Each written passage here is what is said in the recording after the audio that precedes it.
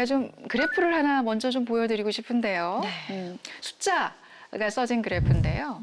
와, 54분의 1이라는 저 빨간 글씨가 보이시나요? 네.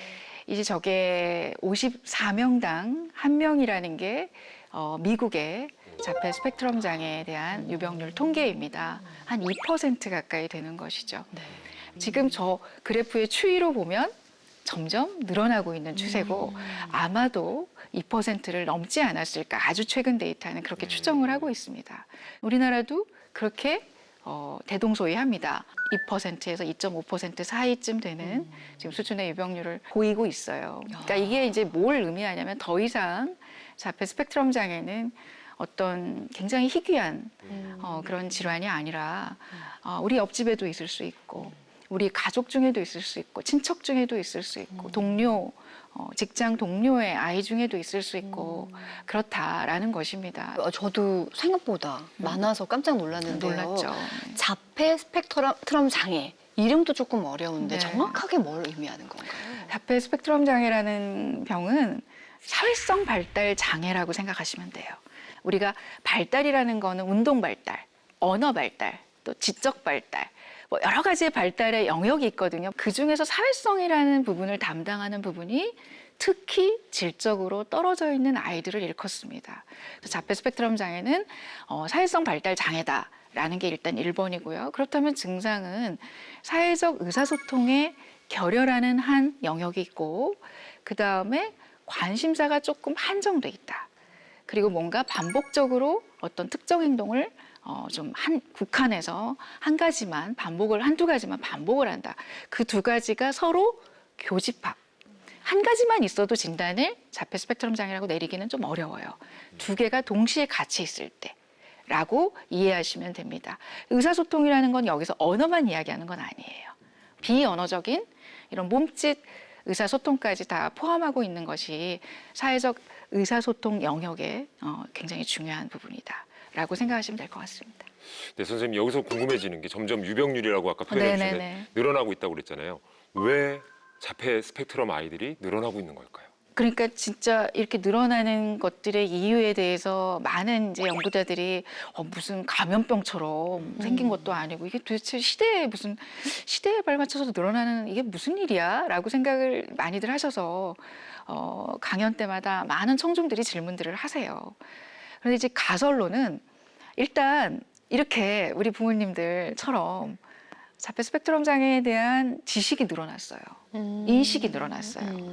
예전 같으면 그냥 언어가 늦고 좀 애가 좀 엄마 얼굴 안 쳐다보니까 좀 시크한 아이인가? 좀 애가 쿨한 아이인가? 뭐 그냥 그렇게 키웠던 거죠. 그러다가 뭐 학교 들어가서 좀 문제가 생기면 그냥 좀 문제 생기는 대로 그냥 키워왔던 게 과거 30, 40년, 50년 전 막 그렇다면 이제 최근에는 이 문제가 단순히 그냥 막연한 발달 지연이 아니야. 뭔가 사회성의 문제가 있어서 그런 거래라는 게 어머님들 사이에서 인식률이 확 올라간 것이죠. 그러다 보니까 진단도 정확해지고 진단율도 예전에는 그냥 뭐 발달 지연, 언어장애, 지적장애로 정신지체 뭐 이제 그렇게 분류됐던 아이들이 자폐 스펙트럼 장애라고 정확하게 진단이 이렇게 네이밍이 되면서 진단율이 올라가게 된 것이고요. 마지막으로는 이거는 우리가 식습관이라든지 환경적인 요소는 여러 가지 그런 신체에 영향을 미칩니다. 그게 단숨에 뭐 몇 년 사이에 그런 게 아니라 서서히 몇십 년에 걸쳐서 변화해서 유전자의 변이도 일으킨다는 거죠. 그래서 그런 환경적인 요인도 전혀 간과할 수는 없는 요인이다. 이런 유병률이 올라간 것에는 그렇게 생각을 하고 있습니다. 그러면 좀 빨리 모든 병은 조기 발견, 조기 치료. 그거는 모든 병의 가장 기본이잖아요. 자폐 스펙트럼 장애야말로 그게 가장 중요합니다. 왜냐하면 이게 어떤 특정 약이 있는 건 아니거든요. 그래서 일찍 발견해서 일찍 치료하는 것이 굉장히 예후의 그 경과의 그 트랙을 좌우하거든요.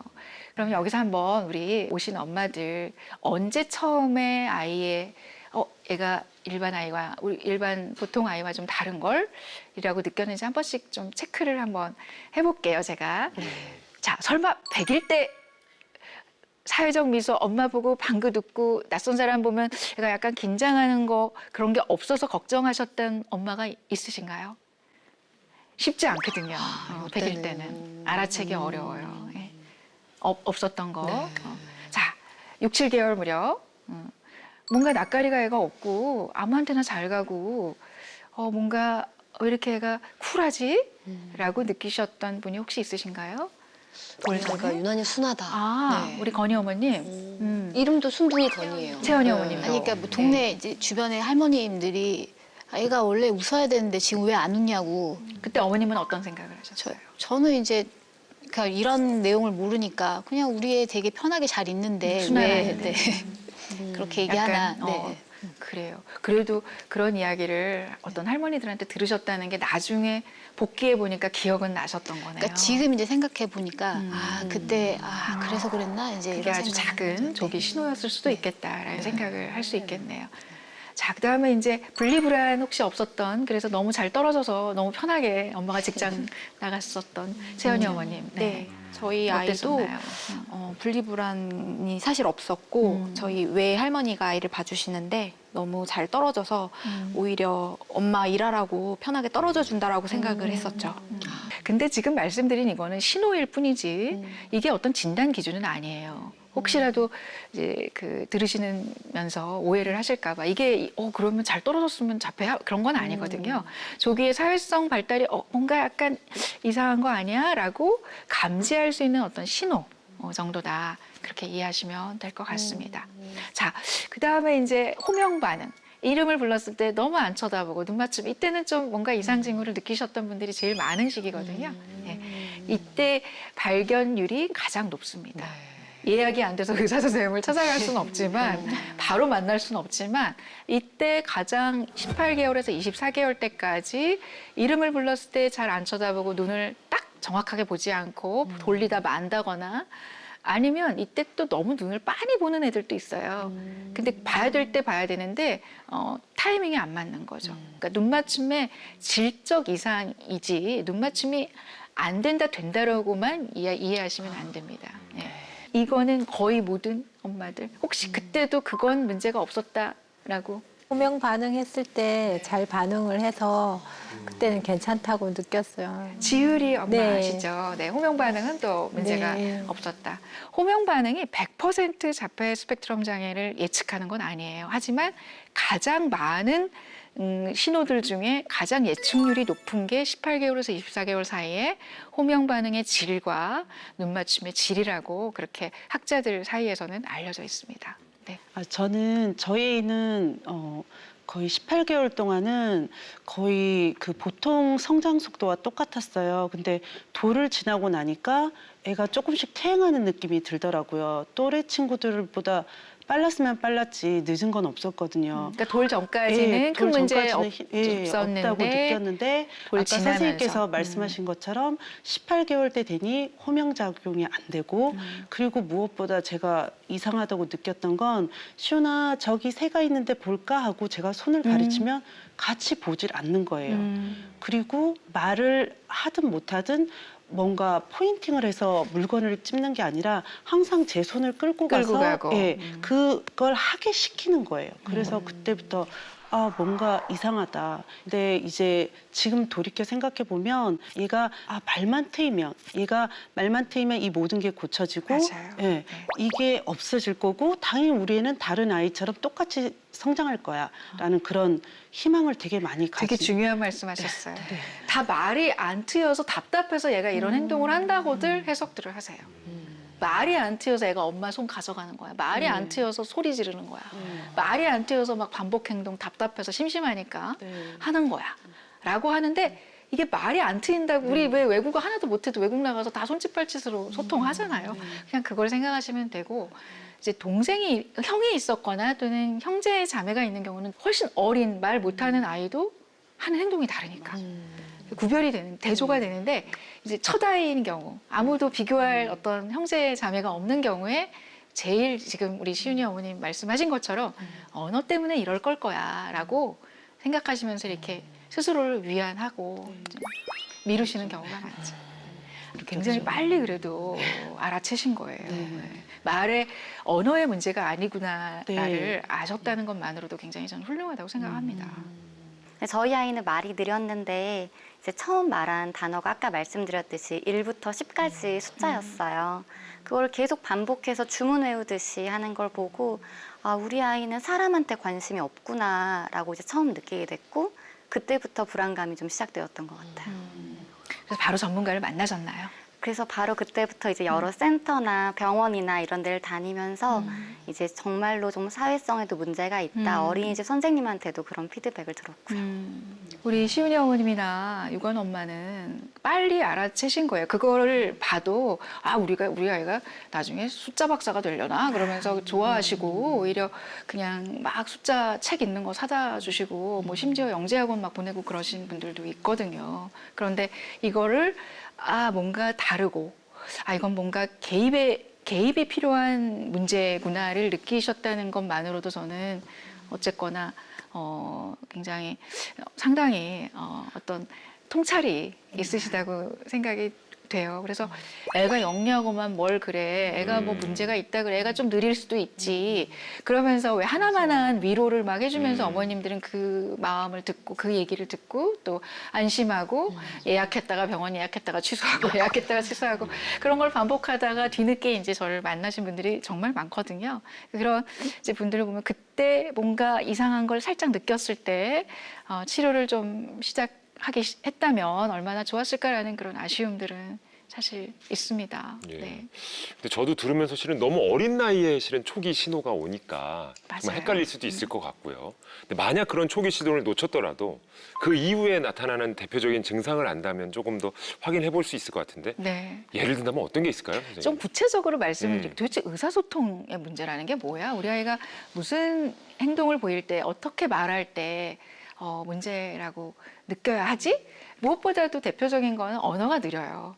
그래서 언어가 늦게 트였다라는 과거력을 보이는 경우가 제일 많고 자폐 스펙트럼 장애 아이들이 제일 처음에 진료실을 찾아오는 가장 주호소 증상은 언어 지연입니다. 언어 지연인데 어느 시점에서 갑자기 트여요. 근데 트였는데 소통이 되는 게 아니라 혼잣말만 하고 동문서답을 하네. 그리고 억양이 왜 이러지? 무슨 외국에서 살다 온 아이가 2차 언어 배우는 것 같은 그런 억양. 그리고 아까 비언어적인 의사소통, 상대방의 신체를 도구처럼 사용해줘. 그래서 뭐가 이렇게 장난감 조작하다가 잘 안 돼. 그러면 무심히 엄마 여기 가슴쯤 또는 여기 턱쯤 보면서 엄마 손을 쉬 끌고 가서 그 장난감 조작하는 데다가 끌어다가 당겨요. 네. 그게 이제 이 의사소통의 비언어적인 의사소통의 대표적인 문제고 그 다음에 이제 또래 관계에 있어서도 자기가 관계를 먼저 개시를 안 해요. 그리고 애들이 다가와도 회피하거나 안 보거나 반응을 안 해. 이제 그런 것들도 사회적 상호작용의 어떤 결여에 해당이 됩니다. 그 다음에 이제 우리 아까 말씀드린 도대체 상동적인 관심사, 제한적인 반복 행동이라는 거는 어떤 것들을 이 아이들은 좋아할까? 우리 아까 내비게이션, 네, 지호 엄마, 지하철 노선도 좋아하고 또 애들이 이렇게 반복적인 패턴화된 그런 무늬 같은 거 좋아하고요. 대표적인 게 숫자, 알파벳, 활자 좋아하는 거. 그 나이에는 숫자나 활자에 관심이 없어야 될 2~3살 때. 얘가 책만 본다거나 책의 그 넘어가는 그 촉감 있잖아요.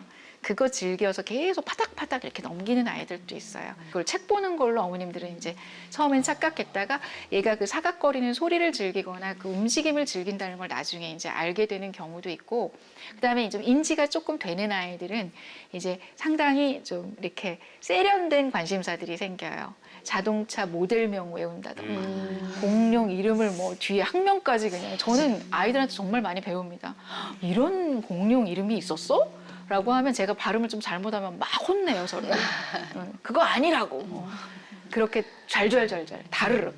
그런 아이들. 그리고 곤충에 또 꽂혀있는 애들도 굉장히 많아요. 그리고 지도. 그리고 국기. 국기 이름. 정말 저기 어디 있는지도 모르는 나라의 수도. 국기. 어떻게 생겼는지 다 그리는 아이들도 있어요. 그리고 초등학교 이제 입학한 아이들 중에는 뭐 역사, 연대기 이런 거 다 이렇게 외워가지고 저한테 막 가르쳐요. 다른 대화, 오늘 점심 뭐 먹었어? 그러면 대답이 안 나와. 스몰톡이라고 하잖아요. 사소한 잡담은 대화가 안 되고 자기가 아는 지식, 자기가 관심 있는 그 분야에 대한 얘기만 하려고 그래서 일반 의사소통이나 일반 대인관계가, 또래 관계가 어려움에 처하게 되고 그러니까 친구들이 별로 이렇게 그 아이랑 얘기하고 싶어 하지 않죠. 그리고 이제 감각적인 이상이 있는 것도 바로 그 제한적인 관심사 영역에 해당이 됩니다. 예를 들어서 편식이 매우 심하다거나 어떤 특정 불빛, 특정 소리를 굉장히 과도하게 거부한다거나 또는 어떤 특정 그런 뭐 어떤 버튼 소리, 예를 들어서 에어컨 실외기 버튼 소리라든지 그 공기청정기 버튼 소리 그 띵띵 하는 소리 있잖아요. 세탁기 띵 그런 소리 듣고 싶어서 계속 엄마한테 누르라고 엄마 끌고 가서 세탁기 엄마가 돌리기만 하면 이제 이 아이가 막 먼저 와가지고 막 기다리고 이러고 있는 거죠. 그 소리 들으려고. 이제 그런 것들도 다 이제 해당이 되고요.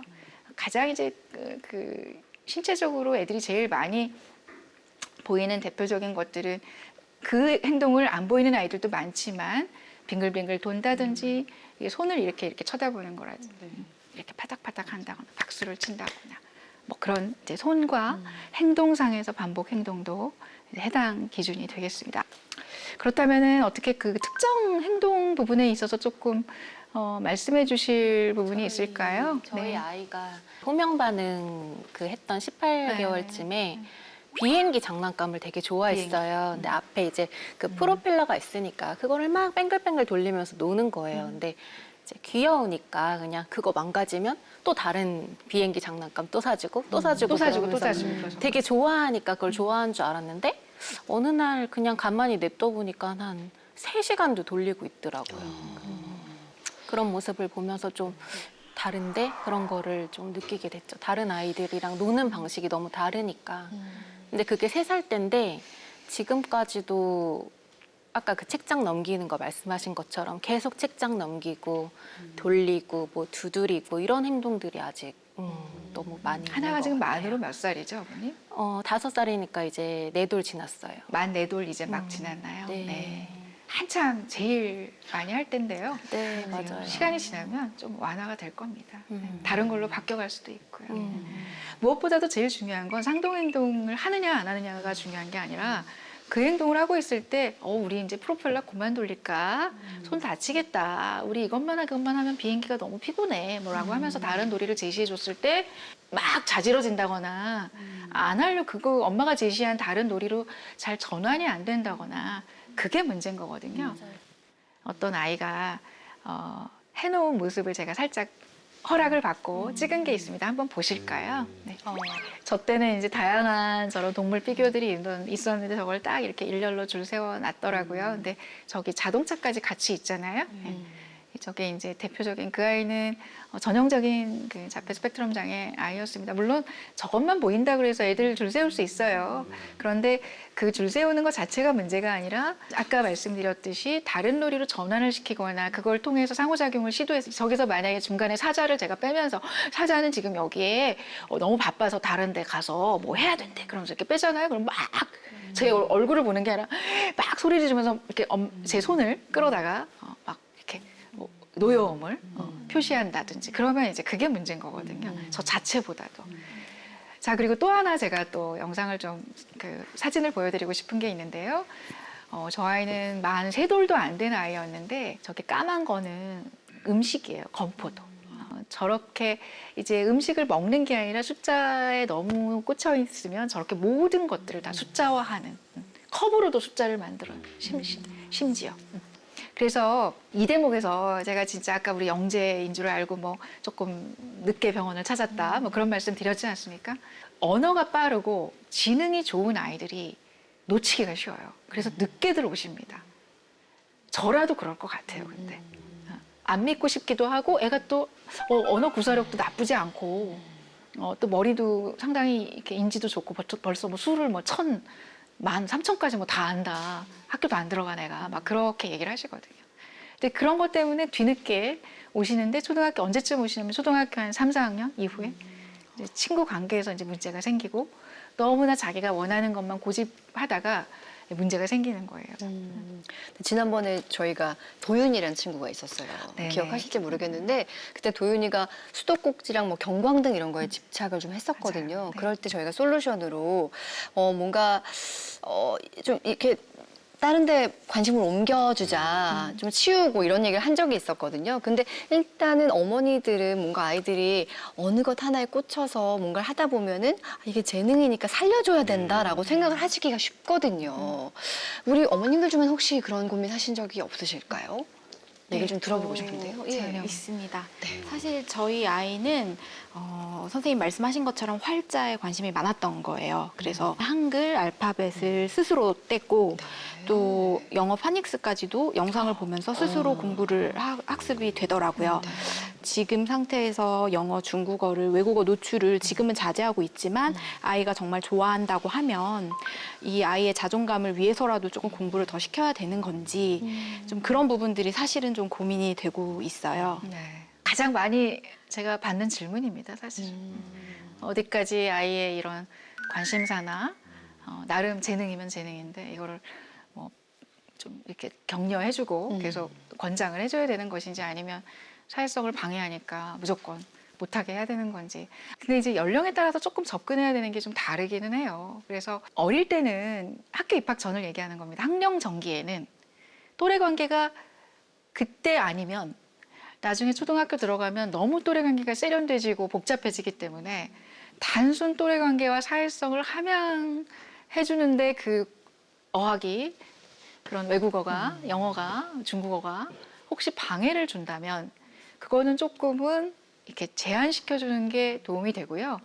그걸 아예 못하게 하라는 뜻은 아니고 그거를 어떤 보상으로 자 우리 친구하고 함께 이거 소꿉놀이 하고 나서 그 다음에 중국어 엄마랑 파닉스 하자.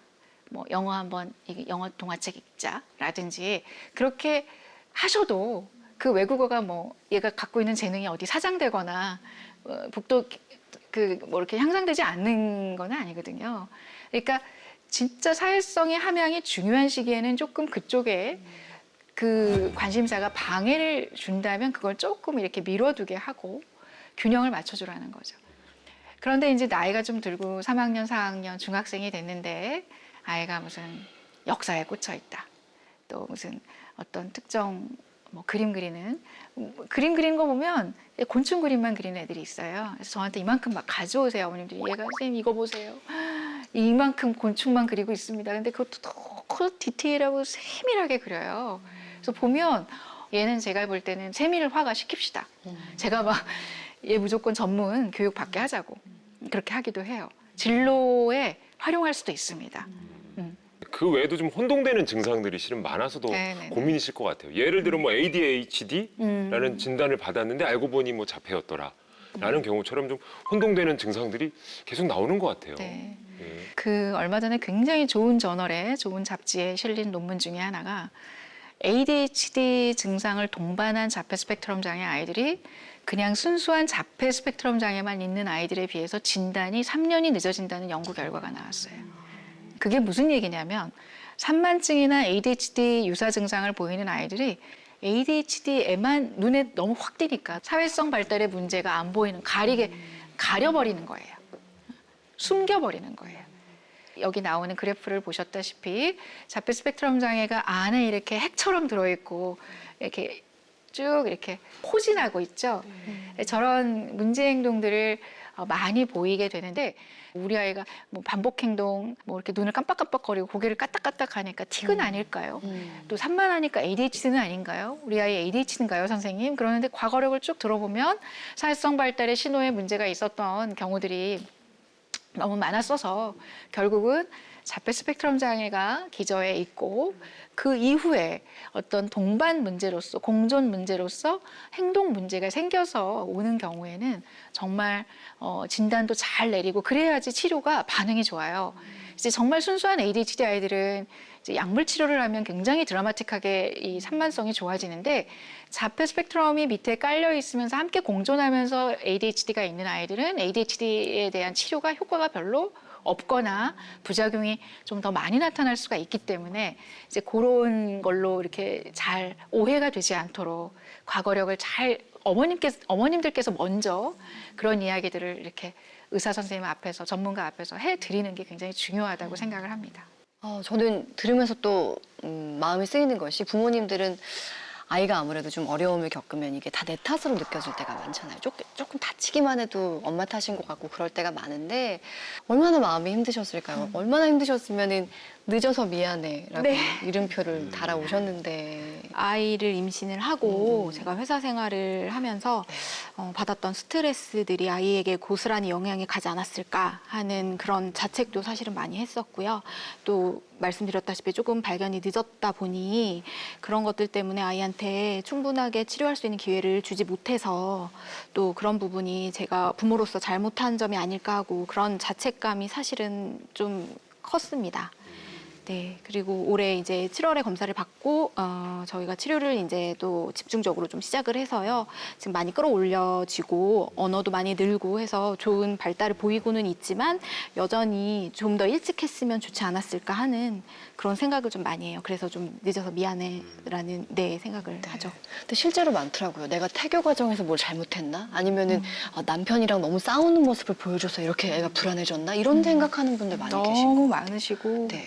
본인 탓을 하시는 경우가 정말 많으신데 전혀 그게 아니라고 말씀을 드리고 싶습니다. 네.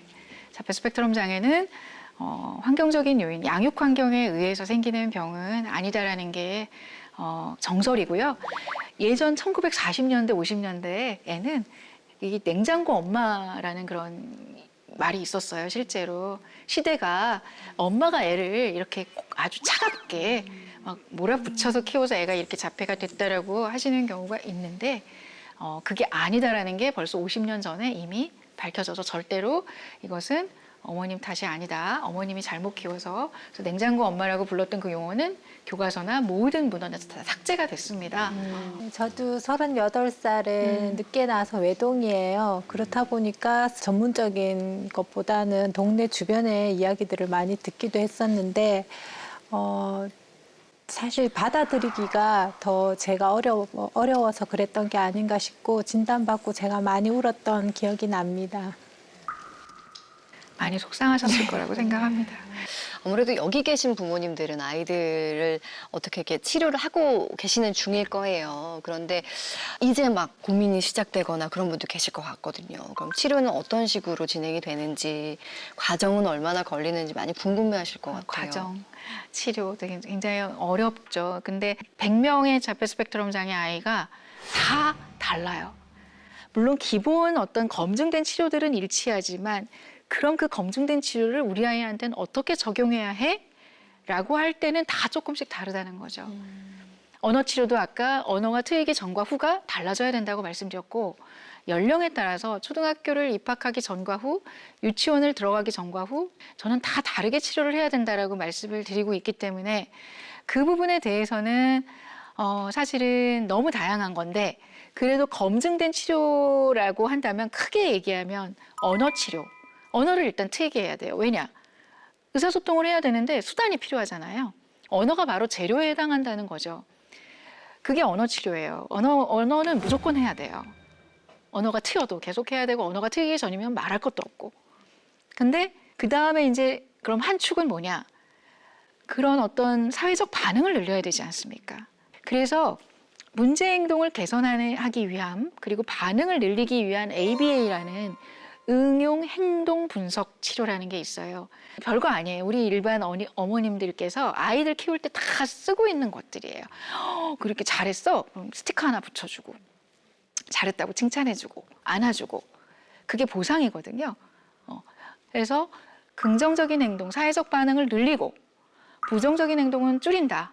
그 두 가지가 가장 핵심이고 그 다음에 좀 기능이 좋은 약간 인지가 좀 좋고 또 언어가 좀 좋은 아이들은 이제 또래 관계를 세련되게 만들어주는 치료를 해야 되는데 그게 사회성 훈련 치료예요. 사회성 훈련 치료라 함은 학교적으로 만드는 게 아니고요.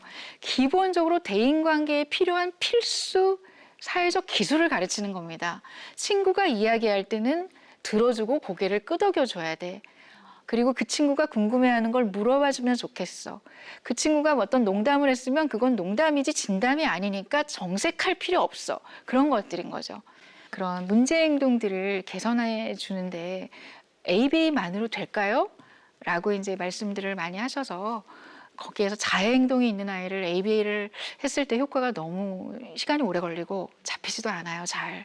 그래서 결국은 약을 써야 되는데 그럴 때 이제 쓰라고 공인된 공식적으로 승인된 전 세계적으로 또 우리나라에서도 승인이 된 약물이 있습니다. 아까 제가 4, 5살 정도 이후가 되면 그런 문제 행동들이 좀 많이 나오기 시작한다고 말씀드렸잖아요. 그래서 그 시점에서는 어머님들도 준비를 하셔야 돼요. 아, 우리 아이가 혹시 저런 거에 해당하는 문제 행동들이 나온다면은 약을 쓰는 데 있어서 주저함이 없어야 되고 그런 문제 행동들이 이 아이의 치료의 방해 요소, 장애물로 작용하고 있는 건 아닌가라고 생각을 하시고 약을 과감하게 쓰시면 그게 없어지면서 애가 한 단계 기능이 확 이렇게 도약을 합니다. 네, 선생님 그렇다면 이제 치료에 있어서 완치가 된 사례는 있습니까? 완치, 완전히 어떤 치유의 개념이 아니라 완화의 개념이거든요. 그래서 지금 그림에 나와 있는 이 아이도 굉장히 이제 고기능 그런 아이, 자폐 스펙트럼 장애 아이였는데 워낙에 이렇게 미니카를 좋아해서 미니카 종류를 저한테 와서 항상 얘기하고 저 그림도 친구가 직접 그린 거예요? 네, 그분 갖고 왔습니다, 저한테. 이제. 저한테 다 주고 가셨어요, 보라고. 저기 옆에 작은 글씨로 보면 이제 모델명까지 다 적혀 있거든요. 근데 어쨌든 저렇게 그림 솜씨가 좋고 디테일한 그런 세밀화를 잘 그리는 아이들이 있어요. 그리고 음악에 대한 재능을 보이는 아이들도 있고 또 나름 이 암기력이 굉장히 뛰어나서 정말로 그걸 가지고 지적인 능력으로 뭔가 진로를 활용해도 괜찮을 정도로 역사 블로그를 운영하는 그런 친구도 있고 나름대로 코딩의 천재도 있고 그래서 그 아이는 자기가 작은 게임도 본인이 만들어서 지금 그 대학을 이렇게 나름 특별 전형으로 준비를 하려고 그런 하는 아이들도 있습니다. 그래서 저는 중증도에 따라서 조금 다 다양해서 너무 많은 분들한테 다 긍정적인 얘기만 해드리는 건 뭔가 좀 거짓말을 하는 것 같아서 죄송스럽긴 하지만 그래도 한 3분의 1에서 4분의 1 정도는 나름 경제적으로 자립해서 어머님들이 굉장히 뿌듯해하시고 그런 분들도 있다는 걸 꼭 말씀드리고 싶었습니다. 세상이 많이 바뀌곤 있는데 아직까지는 사실 사회적 편견에서 완전히 자유로울 맞아요. 수는 없잖아요. 그러다 보니까 어머님들 같은 경우에는 우리 아이들 데리고 나가는 게 좀 조심스럽기도 하고 걱정되는 부분도 있으실 것 같거든요. 우리 순둥이 건희 어머니 같은 경우는 어떠세요? 2살 터울에 비장의 동생이 있는데 이제 집에 동생 친구가 놀러 왔는데 우리 건이가 부끄러워서 그런 건 아니고요.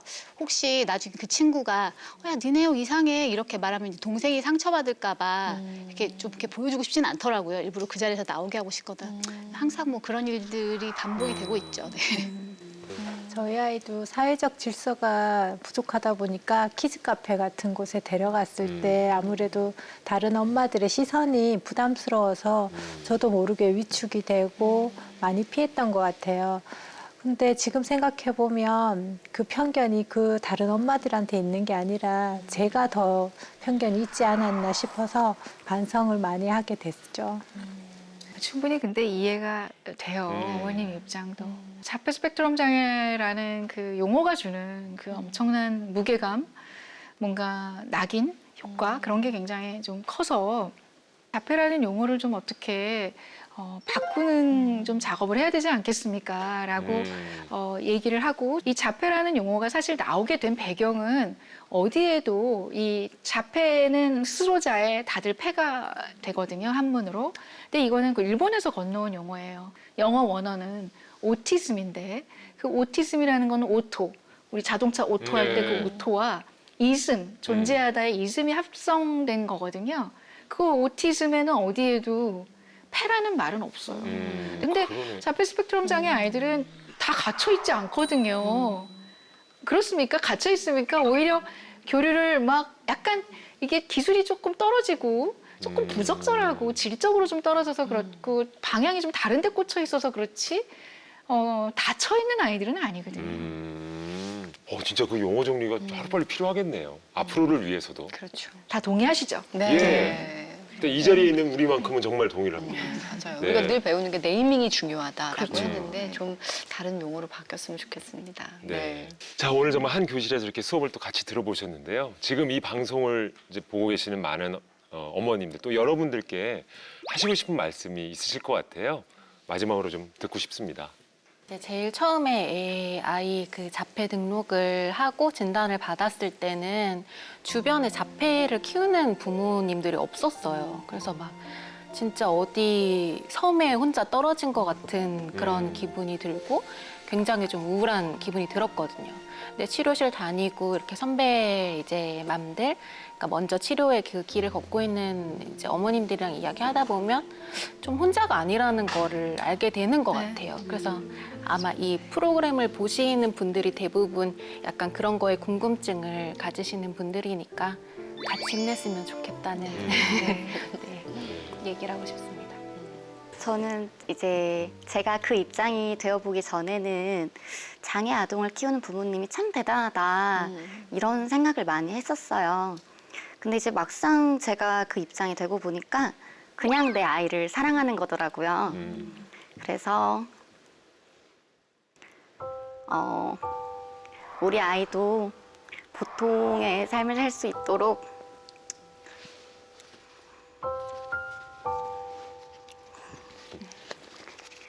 이제 부모로서 노력을 할 테니까 다른 분들도 편견 없이 바라봐 주시면 감사할 것 같아요. 저도 아이를 낳아서 키워보기 전까지는 사실 발달장애에 대해서 전혀 들어본 적도 없었거든요. 근데 지금 제 아이가 5학년이 되고 나니까 친구를 너무 만들어주고 싶은데 사실 친구가 없어요. 근데 저조차도 지금까지 살면서 발달장애 친구가 있었나 아니면 지체장애인 친구가 있었나 고민을 해봤더니 단 한 명도 없다는 거예요. 그거는 저조차도 어려웠는데 인식 변화도 있어야 되지만 막 강요할 수는 없잖아요. 지금 우리 엄마들끼리 다들 힘내가지고 동참해서 좋은 방향으로 갔으면 좋겠습니다. 제가 이 대목에서 우리 지유리 어머님께 꼭 드리고 싶은 말씀은 지유리와 같은 우리 이런 장애 아이들, 우리 모든 아이들이 굉장히 선한 영향력을 끼치고 있다는 걸 아셨으면 좋겠어요. 그 집단에서, 그 아이가 속한 집단에서. 실제로 지유리가 그 반에 나왔을 때랑 아파서 못 나왔을 때 아마 반분위기가 굉장히 다를 겁니다. 지유리가 있을 때는 지유리를 서로 도와주고 또 지유리와 함께 선한 어떤 행동을 하려고 서로 경쟁하듯이 그러다가 지유리가 안 나오면 애들이 이제 막 약육강식에 서로 경쟁하고 싸우고 되게 긴장이 올라가고 그러는 거예요. 그래서 우리 아이가 어딘가에 선한 영향력을 끼치고 있다는 걸 꼭 아셨으면 좋겠어요. 마무리로 제가 우리 어머님들과 또 시청해 주시고 계시는 우리 많은 자폐 부모님들께 정말 존경한다는 말씀 꼭 드리고 싶습니다. 왜냐하면 와서 어떻게든 오래 기다리셔서 오셨는데 저를 만나서 좀 더 많은 그 유용한 정보를 짧은 시간 동안 얻어 나갔으면 좋겠다는 그런 마음 속에 충분히 위로해드리지 못하고 더 들어드리지 못하고 그 자폐라는 진단명에 대해서 굉장히 그 충격받고 망연자실해 있을 그 마음을 더 어루만져드리고 더 많은 질문을 받고 싶은데 일단 전문적인 지식을 막 이야기를 해드리고 또 언제 만날지 모르니까 그런데도 불구하고 지금 어머님들 이야기를 이렇게 들으면서도 어쩜 이렇게 담담하게들 자기 아이의 이야기를 이렇게 하실까? 그러기까지 얼마나 그동안 많은 생각과 또 여러 가지 인내와 시간들이 있었을까? 제가 정말 경의를 드리고 싶고 많은 이 시청을 하시는 우리 부모님들 중에도 그런 분들이 정말 많으세요. 그런 분들을 보면 아이가 좋아지는 게 보입니다. 정말 부모님들의 적극적인 이런 열정과 에너지와 담담함이 아이를 이렇게 향상시킬 수 있도록 견인을 한다는 거를 잊지 마시고 부모님들이 용기를 잃지 말고 끝까지 해보는 거죠. 계속 아이들은 발달해 가거든요. 어쨌거나 발달하고 있는 과정에 있으니까 다 큰 게 아니잖아요. 그런 마음을 갖고 용기를 갖고 함께 치료를 잘 해나갔으면 좋겠다는 말씀을 마지막으로 드리면서 제 강의를 마치도록 하겠습니다.